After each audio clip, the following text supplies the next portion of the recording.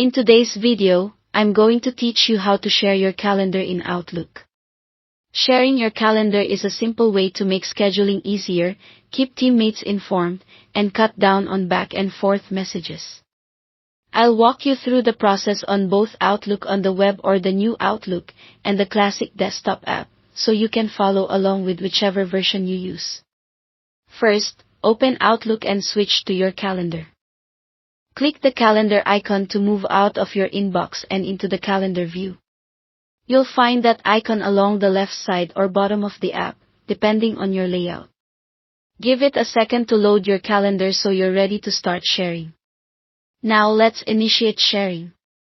If you're using Outlook on the web or the new Outlook, make sure you're in Calendar, then look at the ribbon or toolbar at the top. There, select Share Calendar. The wording is usually straightforward, and it opens a sharing panel so you can choose who gets access. If you're using the Outlook desktop app, look at the left pane where your calendars are listed. Right-click your calendar and select Sharing Permissions or Share Calendar. The option you see may vary slightly depending on your version, but either one takes you to the same place, the sharing window. Next, add the people you want to share with. In the box that appears, type the name or the email address of the person you want to share your calendar with. Outlook will suggest contacts as you type, so make sure you pick the correct person, especially if there are similar names.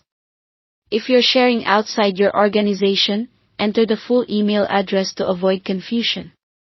This ensures the invitation goes to the right place. When you're ready, send the invitation. Click Share, and Outlook will email the person a calendar sharing request. They'll receive a message with a button to accept. Once they accept, your calendar will appear in their Outlook, and they'll be able to view it alongside their own. If they don't see the email right away, have them check their junk or other folders, as automated messages can sometimes be filtered.